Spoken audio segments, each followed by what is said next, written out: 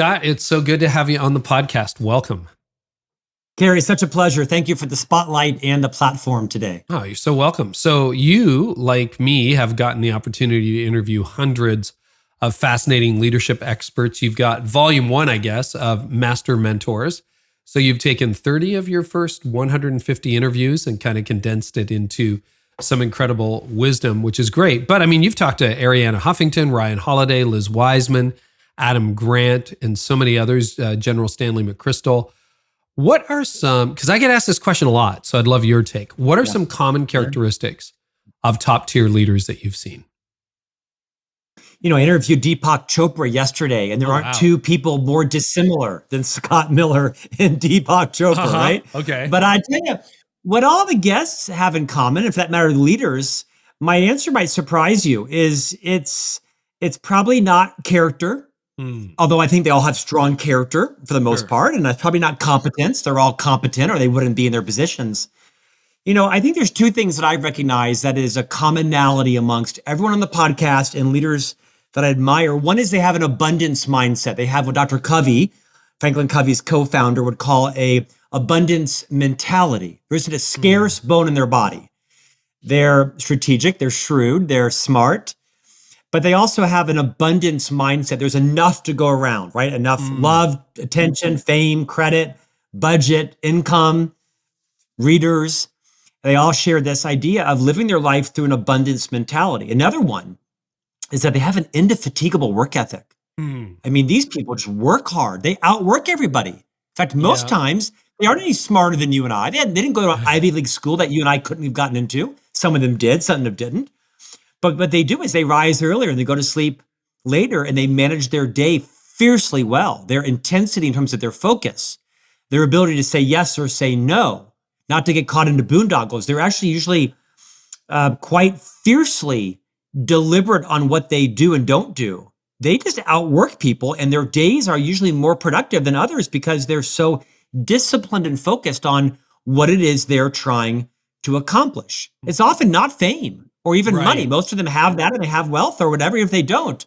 But they're just maniacally focused on accomplishing what they're setting out to do, and no one's going to stop them. Well, that is a really interesting thing, because most of the people on your podcast and a lot of people on mine, they're not doing this to make money. They have made their money, right? And a really interesting question is, what do you do when you no longer have to work, right? And that would be most of your guests, which is a really interesting thing. I wouldn't know the answer to that question.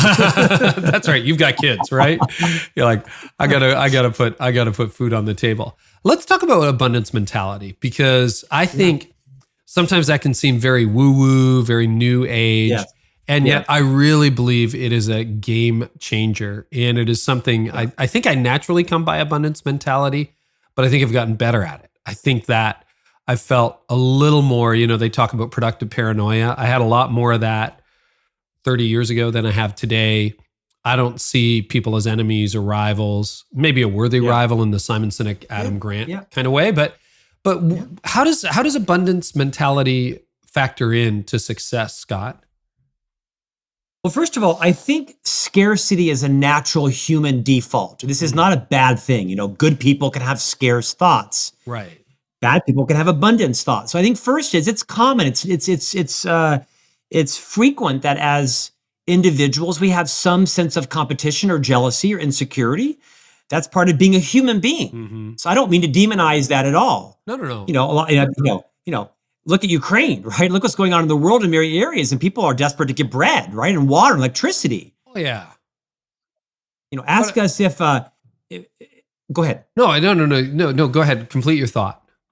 Yeah, I mean, I like to think of myself as an abundant person, and if war breaks out, I got 3 boys to feed. I might be slipping in the grocery store at nighttime to feed my boys after day 10 versus starving, right? And I think myself as a high character person. Don't judge me on that on your podcast. I'll call you after 10 days and see if your kids need food. Here's my point. All of us have a sense of scarcity about us. Sure. I think what elevates us as effective leaders, as great parents, as great community members is how can we check those natural tendencies to be scarce and replace them with an abundance mindset. It is a mindset to go into every conversation, whether you want to be right or do what's right. Whether you want to be the smartest person in the room, the genius in the room or to ignite the genius of others. You'll never have enough, Carey, until you've defined how much is enough. Fame, credit, love, worth, budget, share, money. And once you've defined how much is enough for you, it's much easier to have an abundance mentality. But I would say going into every situation, asking yourself, how can both of us win? What do I know the other person's win? Do I know what is a successful outcome? Have I asked them? Or have I just maybe presupposed it? Have they asked me, what is my win? Because a lot of us sometimes are so focused on the other person's win, we become a martyr and a victim. And that's not a healthy relationship either. So I like to remind myself in every conversation, every podcast, every relationship, every business deal, do I know the other person's win? And can I behave myself towards that in the hopes that they'll do the same for me? If they don't, then I'll protect myself. But abundance mentality is not about being generous, how much money you give in the collection plate at church or the synagogue or mosque, or how much time you give, but it's a mindset around, do you know how much is enough for you? And do you have another person's win in mind as much as your own? What are some surprises you've seen in top leaders? Like, you've been doing the podcast for a number of years, but before you started interviewing or connecting with people of that caliber on a regular basis, like, what are some things you're like, yeah, I never would have guessed that, if anything? Probably access. We forget sometimes that these big celebrities are just like you and I, and at 9:30 at night, they're in their bedroom watching International House Hunters, and they're on their Instagram feed, and they have an email account just like you and I, and their son or their daughter is having social problems just like yours and mine. So they're no different than you and I. They just have chosen to typically live their life in the public. And so I think access to them is unprecedented. Everybody's got a couple of email accounts. Everybody's got a home address. Everyone's got a mobile phone number. Everyone's got a Instagram and an email, messaging system, and they see your message. Whether they can or cannot respond to it is a different story, but they see your message. And if they don't, perhaps their assistant does. But access is easier than you might think it is. Yeah, and to that note, because I get this question a lot too for this show, we've had some dream guests, and I'm just like blown away by who said yes to this. But how do you go? Now, you have the backing of FranklinCovey. I mean, an incredible company and the whole deal. But how do you go about, arranging to meet with some of these very hard to meet with people? Well, first and foremost, you're right. We do have the benefit of the FranklinCovey brand that's been hard earned over 40 years. And I've been an associate for 27 years. So I myself have a reputation of making and keeping promises and commitments throughout my life. So a lot of the access comes from referrals, right? I'll have an interview with Arianna Huffington, and she knows Rupert Murdoch, and Rupert Murdoch knows so-and-so. And so, if I have a good interview and I do my job well by prepping for them and treating them with respect and delivering all the things I said I would, then they're going to ambassador me. So one is making sure that you've behaved yourself into a reputation of being credible, of being referenceable. The second is you got to ask. People can't say no unless you ask. I don't know if my odds are, 1 out of every 10 requests, but we have a pretty good batting average. We have a big network. Everybody kind of knows everybody. If they don't, their publicist knows their publicist, that kind of stuff. But I'd like to think it's a combination of a bit of bravado. I've been chasing one particular person for 3 years, and they keep saying yes, and their publicists keep saying no, and then they say yes, and the publicist says no. And I'm going to get you, Brian Grazer. You're going to come on the podcast, Brian. There you go. I look forward to seeing you. I think the two big things are recognizing no one can help you if you don't ask. No one can help you if you don't know you need help.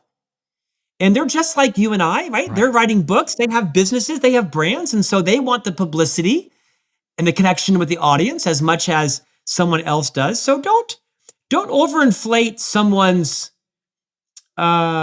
celebrity or influence with still their need to build their influence and build their brand and wear them down.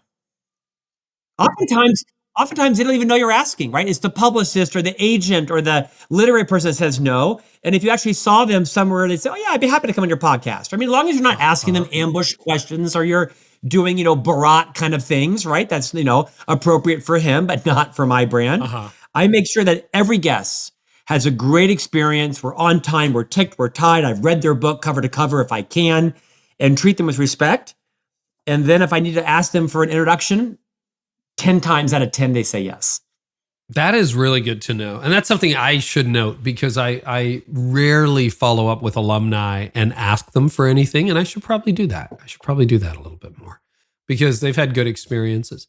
Do you have, because I'm getting this question a lot too, so I'm asking on behalf of my audience, but do you have a cold call template? Like even, a typical way you would approach someone that you don't know, don't have a mutual connection with. It's like you found them on social, or you found their email addresses are surprisingly public. And I've gotten some very big name guests just by Googling an email address and finding that they answered.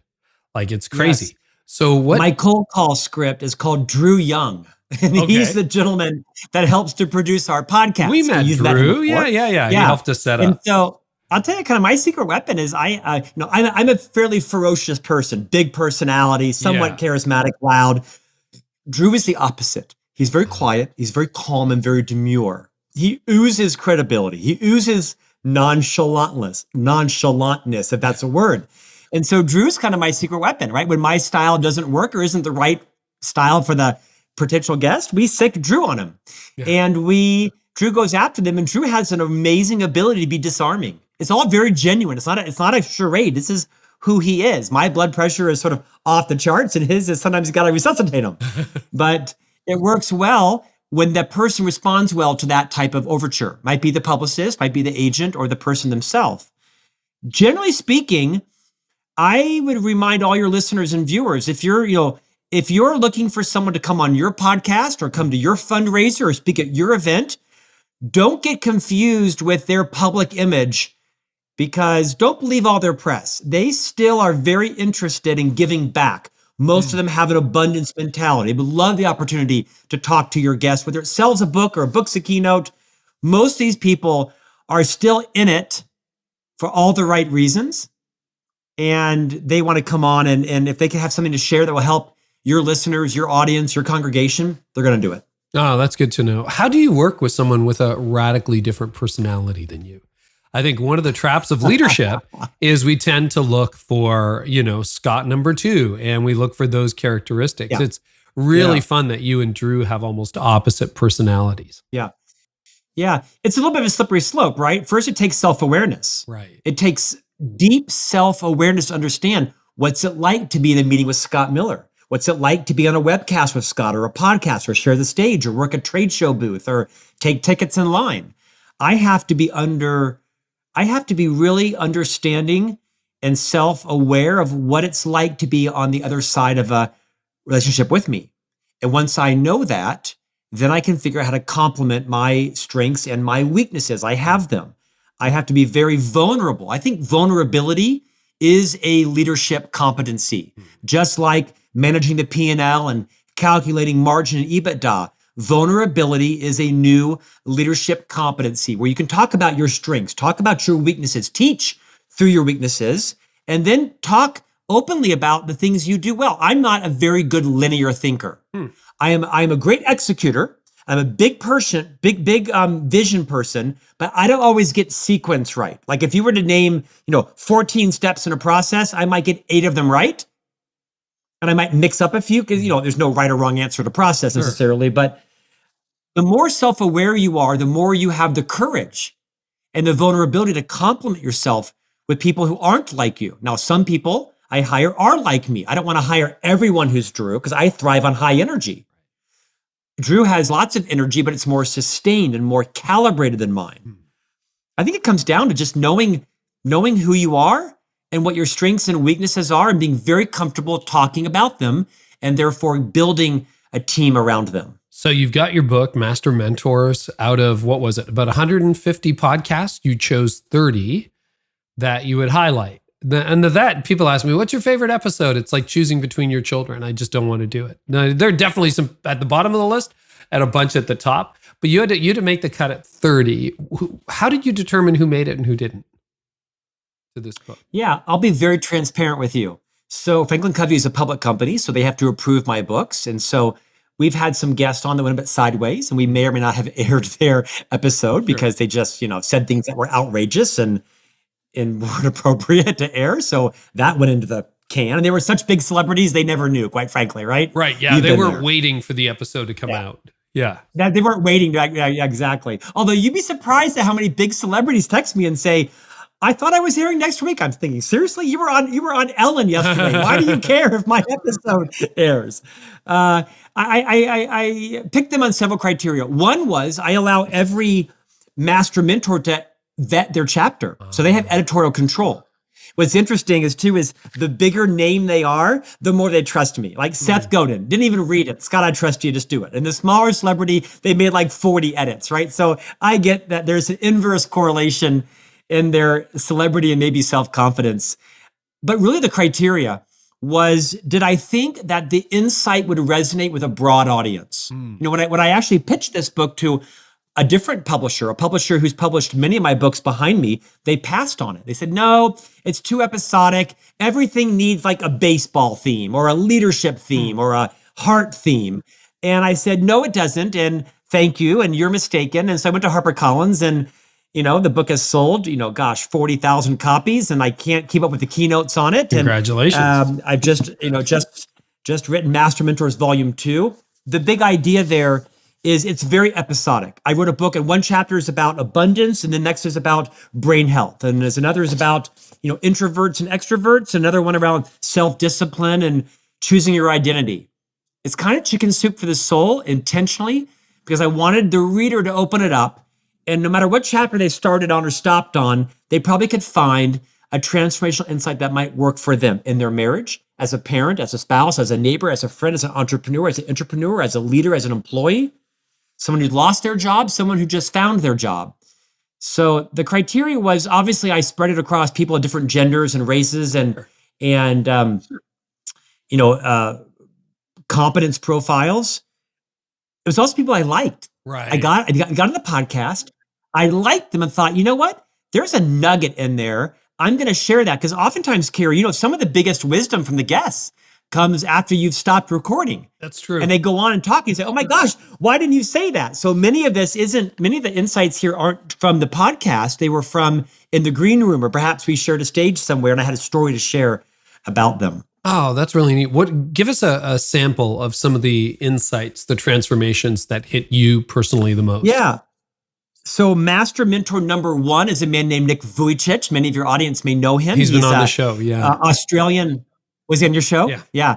Australian by birth, Texan now by choice. And Nick was born with no arms and no legs and is obviously a large presence in the evangelical world. And he was at my house for dinner one night, couple times. And I really became much more aware, Carey, of my level of gratitude in life, which was kind of low at that point. Was I share in the book some tender stories around how accidentally Nick taught me the value of gratitude. And the big idea here is that in this chapter, we can live our lives through 3 lenses. I have to, I ought to, or I get to. I have to get up at 2 a.m. and deliver a keynote to Dubai electronically, or I ought to, or I get the privilege. I get to take out the garbage cans at midnight. I get to terminate someone because they're not happy here and we're not happy here and they need to find their joy somewhere else. This power of living your life from I ought to, I have to I get to, I think is remarkable. Seth Godin, I mentioned. Yeah. Should I keep going? Yeah, keep going. Seth Godin taught me the value of being fearless versus reckless. I think much of my life, I confused the two. I thought I was being fearless by, calling out the elephant in the room or, always discussing the non-discussable or saying what was on my mind. And then I realized, no, that's being reckless with my brand, reckless with someone else's feelings. I used to be that person that just kind of, said it like it was and, always called out the whatever it was. And that was kind of selfish. I was actually being really reckless, not always being fearless and knowing what the difference was. Stedman Graham, another one, right? A well-known author, celebrity, entrepreneur. Stedman Graham talked about identity. Stedman Graham is the life partner to Oprah Winfrey, 30 years. And imagine being, quote, married. I don't think legally, but that's their business, not mine. 30 years. Imagine being in relationship with the most famous human being in the world by many points. how do you find an identity outside of that? And Stebbin teaches the idea of most of us are just living the lives, living the identities that our parents chose for us, that our caretakers, our guardians, our priests, our ministers, our first grade teachers. And instead of living and fulfilling the identity that your parents chose for you because they were engineers, therefore you should be engineers because they were risk adverse, things means you should be risk averse, choose your own identity. And that came to me in my late 40s. And there's like 27 other like that I think could hit a broad audience. Why your late 40s? How did that hit you in your late 40s? Because I was reckless and immature and self-serving and scarce. I mean, I was married when I was 41. I'm 53 now. Okay. So I was married late in life. My wife and I had 3 boys in 5 years. Note to listener, don't do that. Don't have 3 boys in 5 years. But I think I kind of grew up. I was a bit of a swashbuckling single guy and focused on my career. In my 40s, I got married and got humbled real quick, right? By both my new role as a spouse and then quickly as a parent. And then as a leader, as an executive leader in a public company, I became a member of the executive team when I was 42. That's a pretty significant role to be a named executive officer in a public company where the SEC has, got their eye on you literally. And so do all the shareholders and employees. Made some mistakes, a couple steps forward, a couple steps back, nothing egregious or immoral or unethical, but you learned a lot of lessons. My boss once told me, Scott, you're standing at a gas station and you're holding a match. And that was a good conversation for me to, stop doing some of the things that I was doing. But I think I just matured later in life. I had a lot of success professionally early, but not a lot of probably interpersonal success, I would say. There you go. Do you mind drilling down on that a little bit? Because we do have a lot of young leaders listening here. And I look at it this way. I've made a lot of mistakes when I was a young leader. I'm trying to help them avoid my stupid tax that I had to pay.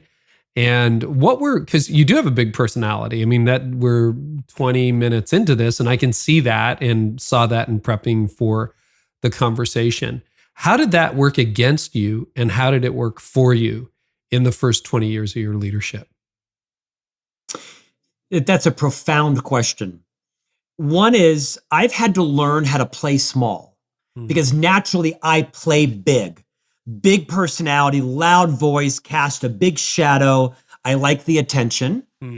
Everything I do is bigger and better. I am shock and awe. Dinner party, 3 people? No, 30. Balloons, 12? No, 1,200. Confetti, 30,000? No, 30 million. I do everything big. And that's good at certain areas of your life, but you also can shrink other people and people can't find their voice around you. So I've had to learn when to play big and when to play small, when to enter a meeting and when to leave a meeting. To say, you all got this. You don't need me here. In fact, if I'm here, I'll probably actually sidetrack it and wreck it. I'm going to come back in 35 minutes. Share with me your best proposed idea. So I've had to learn how to play big and how to play small. I've had to learn that my personality isn't everyone's cup of tea. I get up at 4:00 every morning. I go to bed at 9:30, but I get up at 4:00 every morning, 7 days a week. I write my column for Inc. magazine, my podcast, research, my blog, my books, all that kind of stuff. And so I'm raring to go at 5:00 in the morning. Like I'm on fire at 5:00. And if I'm giving a keynote somewhere or I'm at a program and someone's walking the door at 7:15, I've had people say, whoa, back up. You're like in my space, dude. You got to back up. So I have to be more mindful of what it's like, again, to be around Scott Miller. I've really had to develop a sense of self-awareness. I'm a fairly anxious person, not anxious like anxiety, but I'm always in movement. Yesterday, Deepak Chopra talked about the process of doing versus the process of being. Sure. A lot of us are human doings, not human beings. I'm a human doing. I'm always in motion. And it's where most of my success in life has come from. But I probably need to be a little more thoughtful around being a human being. I'll tell you another thing that I'll end with is, as you can tell, I'm a very efficient person. I'm very productive. As the chief marketing officer of FranklinCovey for a decade, I was often interviewed, Carey, by the press. Tell me about Dr. Covey's seminal book, The 7 Habits of Highly Efficient People. And I would say, no, the book was called The 7 Habits of Highly Effective People. Efficiency and effectiveness sound similar, but they're very different.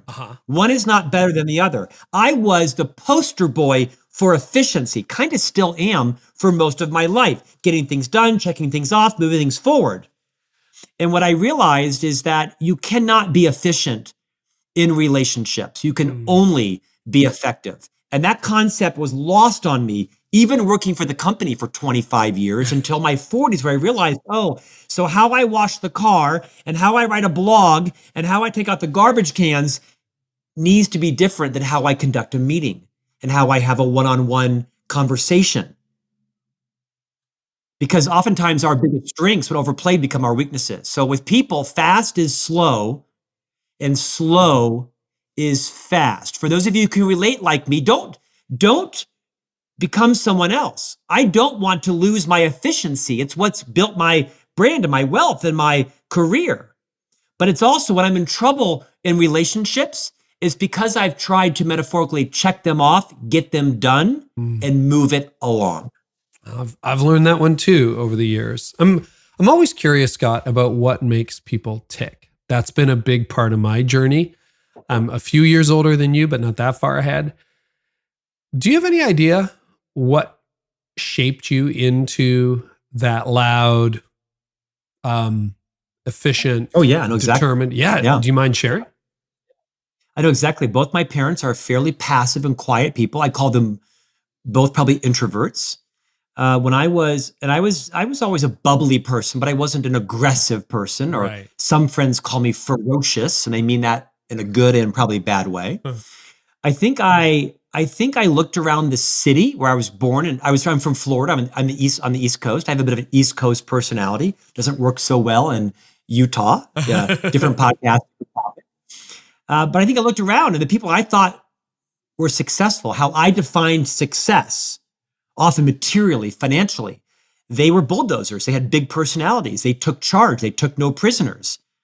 And so I think I adopted that persona in my professional career, because I thought if you wanted a Mercedes and you wanted a vacation home and you wanted to be the CEO, you wanted to be in charge, then you had to be in charge. And that meant you were doing the talking, you were doing the designing, you were doing the leading, you were running the meeting, and you had to be dominant. I actually saw humility as a weakness. I thought humility was associated with people who were shy and quiet and retiring and meek.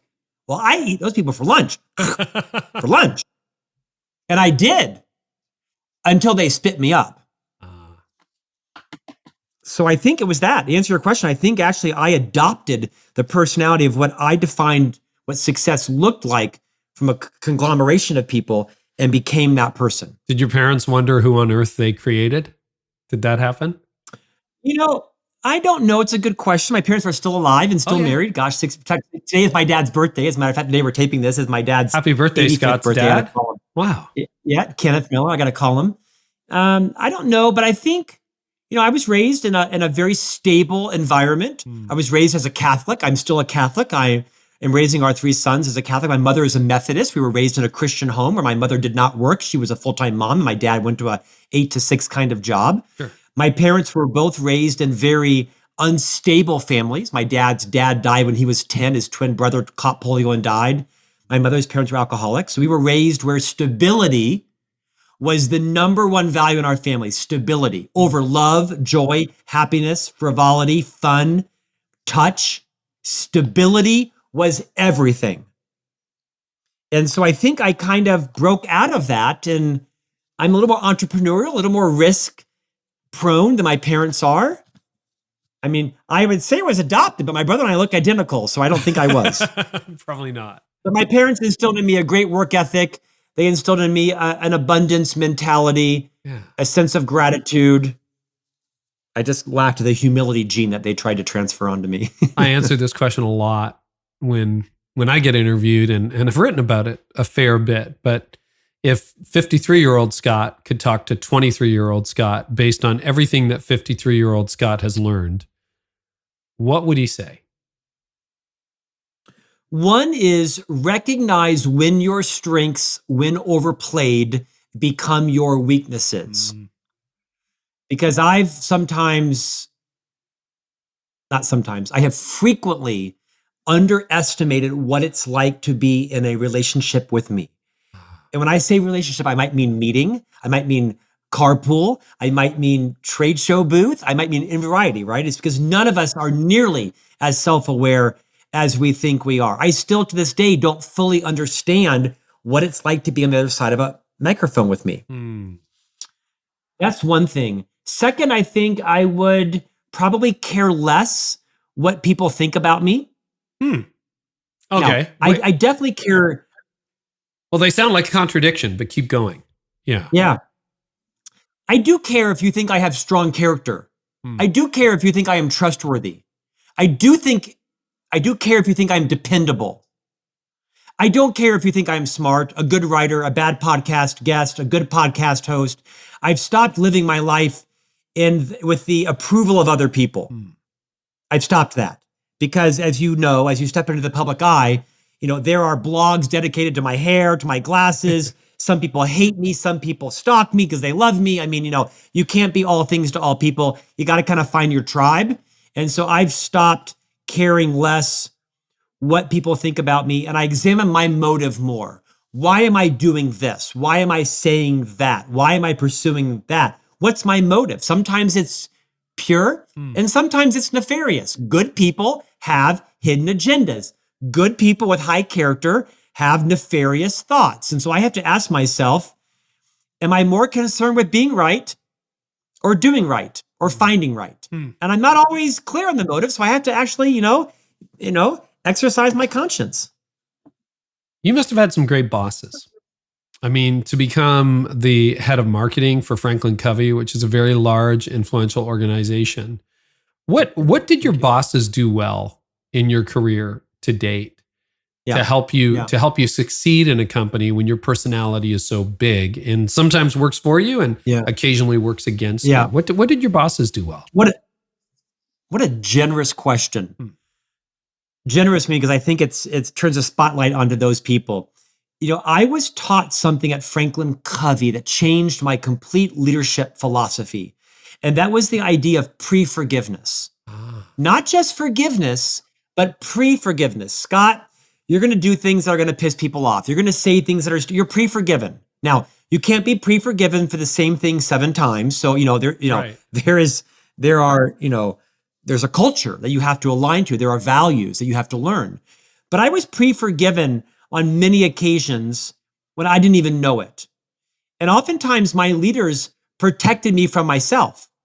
It took me on a walk around the parking lot. It took me in the Wagoneer to get a cup of coffee at Einstein's Bagels to say, hey, so how you feeling it's going? What's working for you? What's not working? Jeez, So I had so many great leaders that believed in me more than perhaps I believed in myself. They judged me by the totality of my contribution. They're like, man, we've got lightning in a bottle. And his name is Scott Miller. The problem is, if you put any animals in there, he will kill them. And he might even shock himself. And he might even, burn the house down. So I think I was the recipient of a lot of courageous conversations. Like the one, Scott, you're standing at a gas station and you're holding a match. That was a metaphor for Scott. If you do that again, you're fired. And so I do believe I've been the recipient of a lot of leaders that moved outside their comfort zone.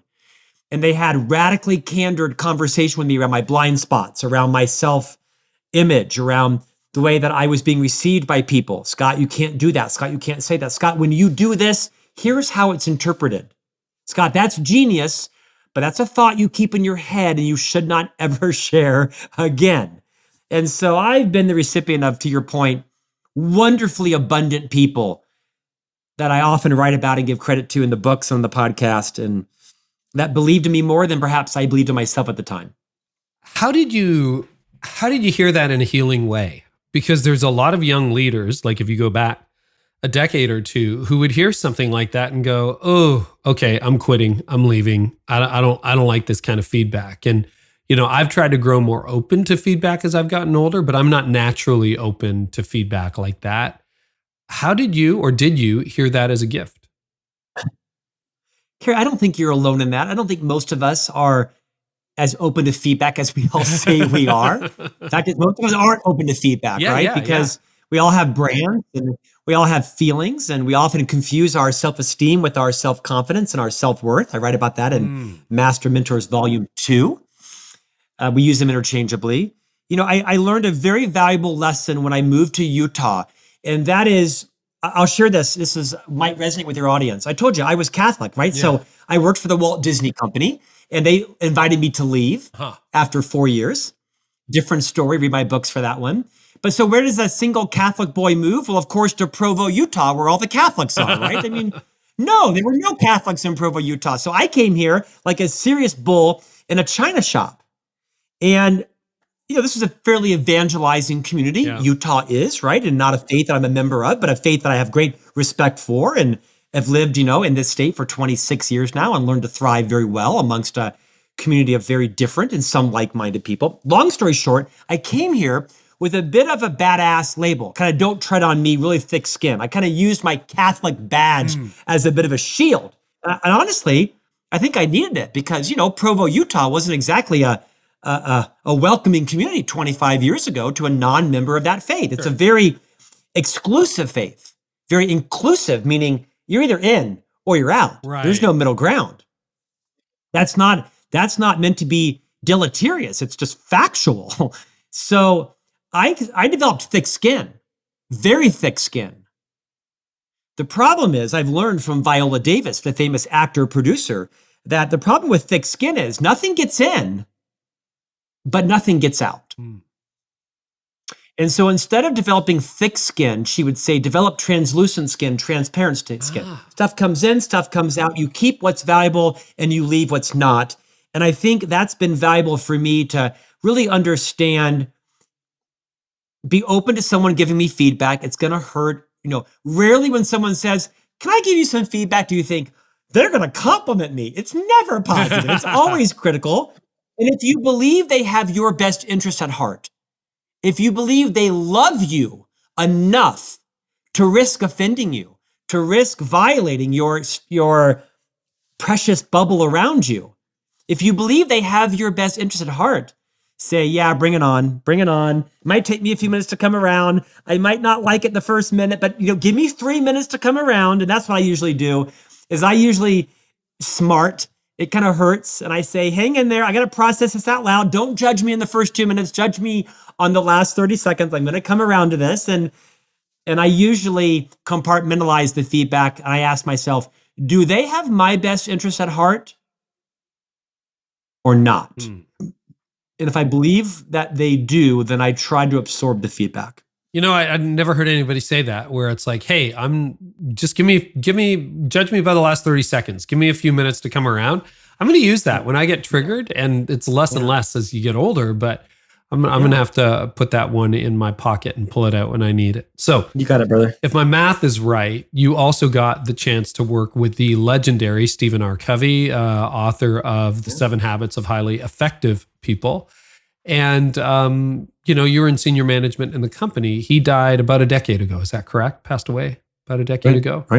Right. What was it like to see Stephen R. Covey mentor people? I don't know whether he mentored you in particular, but can you talk about his legacy and how he treated people? Because he was a giant. I can. I spent close to 15 years of my first 25 years. You're right. He passed away a decade ago as a result of a head injury from a bicycle accident. He had a helmet on, but it wasn't tight enough. The fact of the matter is Dr. Covey had been in some declining health and was out of the public eye. And I mean this charitably, that might have been even a blessing in some ways. The man had, I think, impeccable integrity. He was the real deal. He walked his talk. To answer your question, I think he had an unnatural ability to affirm the worth and potential in other people.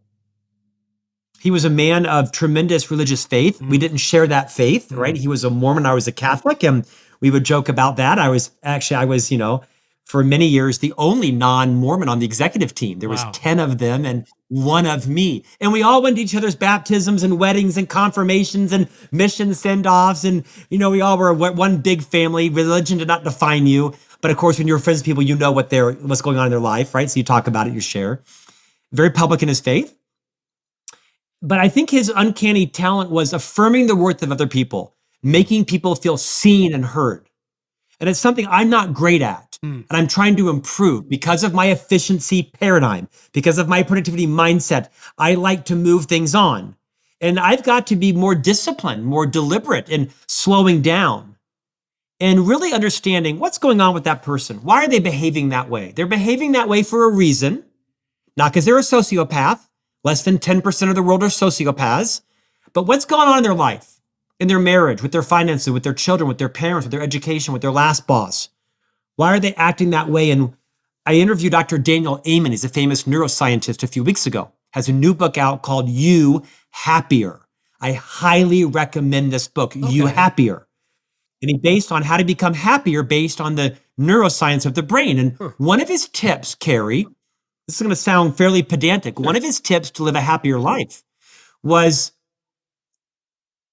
the people in your life, whether they're your partner, your spouse, or your pastor, or your board, or whoever it is, focus more on what you like about them versus what you don't like about them. Most of our minds go negative on people. We fixate on what bias. We don't like about people, when instead, think about things that you like about people. And Dr. Covey did that.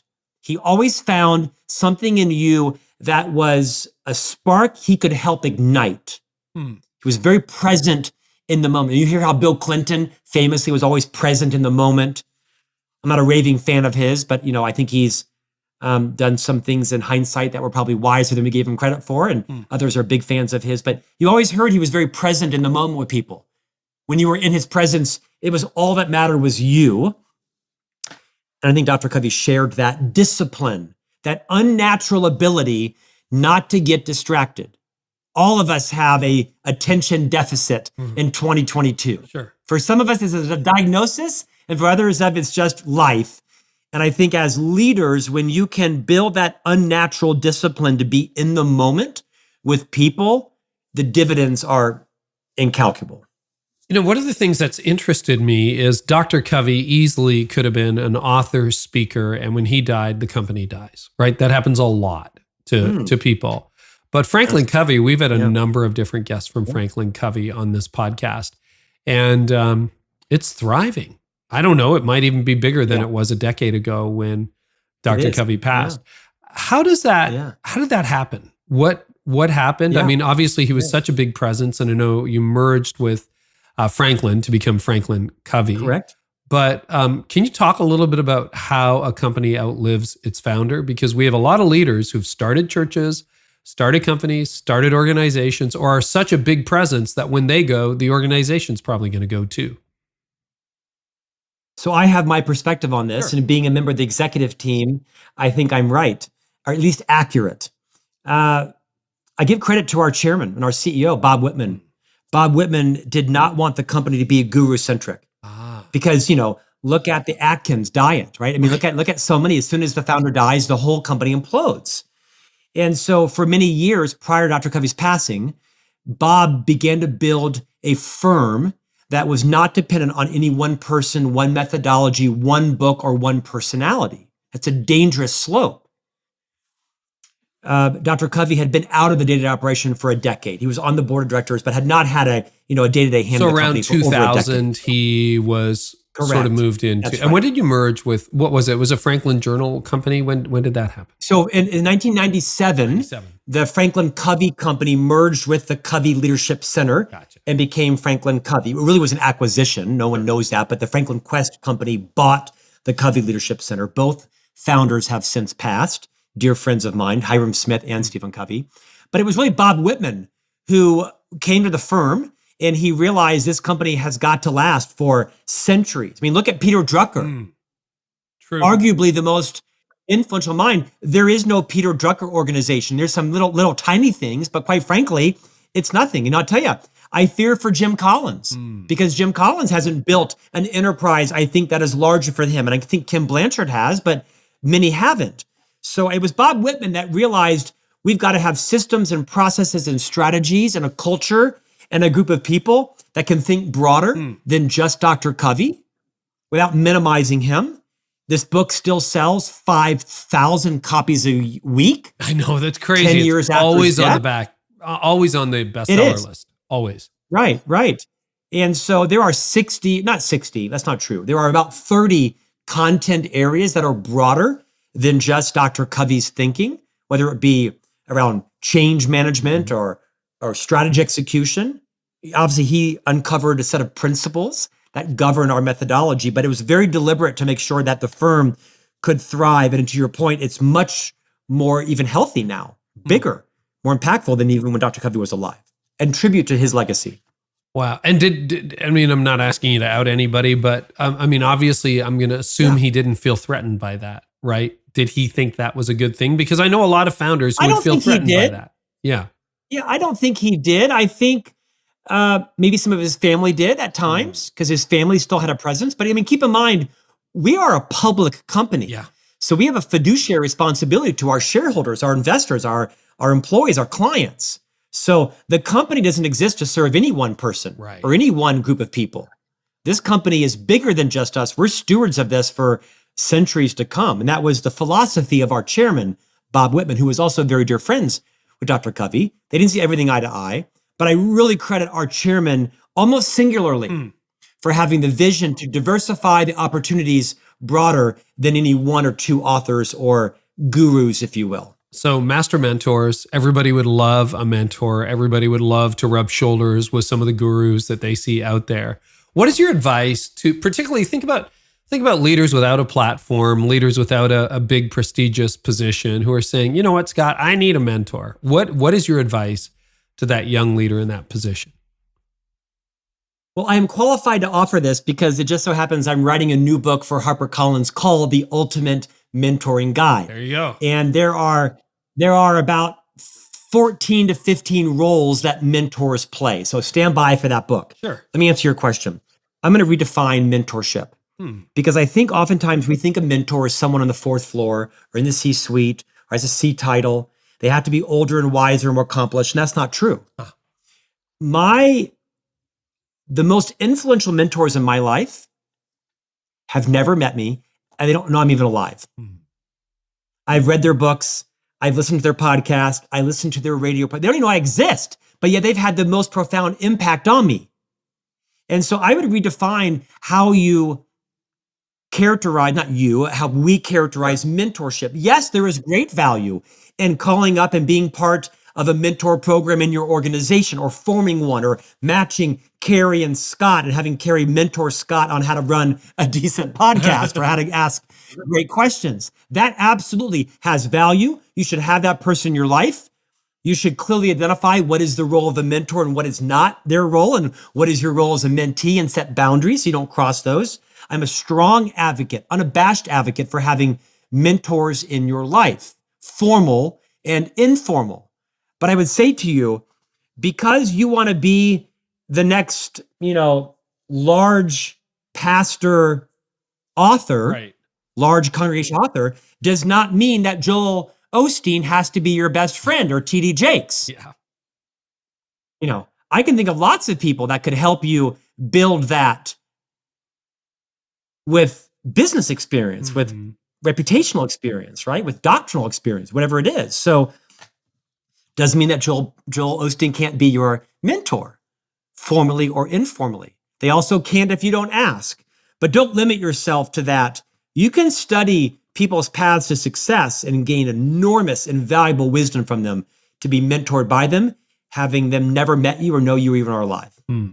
What's the greatest reward you have in podcasting? Like, what would you say? Like, oh, this is why I do it all the time.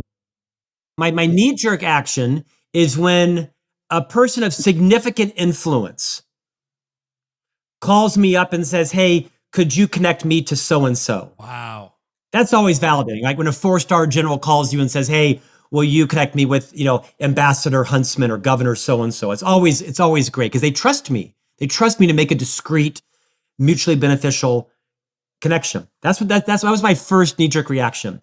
But that's actually not it. Of course, that's valuable and affirming. What's more valuable, there happens to be, this is purely serendipitous. There happens to be a woman who I discovered is a Catholic nun. I think she's in Indiana. And she sends me an email every couple of episodes and tells me what she likes and didn't like. And irrespective of whether it could be a flower shop owner, it could be an elementary school principal, but there's a sister in Indiana. I don't know who she is. I've never seen a picture of her, but she sends me these emails and she deconstructs my interviews almost always lovingly and charitably and talks about what she learned from them. And to me, I think, this is a person that's selflessly given of her life to a cause greater than herself. Giving up family, giving up legacy with, children and a love affair with a partner or whoever. And here she is listening to my podcast about marketing or sales or leadership or culture. And so it's those types of emails that come in multiple times a day. You get them all the time. I read every single one. I respond to every single one. To my publicist whore, like, what are you doing? Well, I've blocked out 4 to 6 today to respond to the 70 emails. What are you doing? Yes, these are the people who made this podcast. It wasn't me. It was them listening and, sharing it and buying the books of the people. So that's the most validating part, when Sister Claire sends me an email and, either gives me a tip or she gives me a validation. Oh, that's fantastic. Scott, any other final thoughts for our leaders today? No. Carey, thanks for your abundance, man. I appreciate you shining the spotlight on contributors like myself. I'm trying to do the same thing. And I appreciate all that you're doing to raise the legacies and affirm the potential of those that are listening and watching your podcast. Thanks for being a light as well. Well, thanks for being willing to go there too and answer some different questions. That was really, really interesting. Scott, I'm grateful. The book is called Master Mentors. Let me get it right. And it's available everywhere books are sold. People want to find you online. Where would they discover you these days?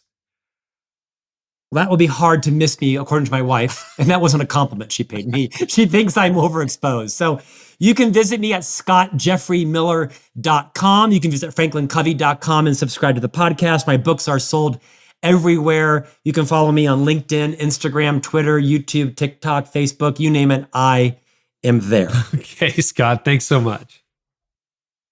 Thank you, Carey. Thank you for watching the Carey Nieuwhof Leadership Podcast on YouTube. I hope it's helped you thrive in life and leadership. And if you haven't yet checked out the Art of Leadership Academy, inside you'll find everything you need to lead, grow, and run a church. And now, a word from our sponsor, BELAY. If you've ever struggled with bookkeeping, watch this video, because not only is it going to increase your peace of mind, but you're going to wonder why you waited so long.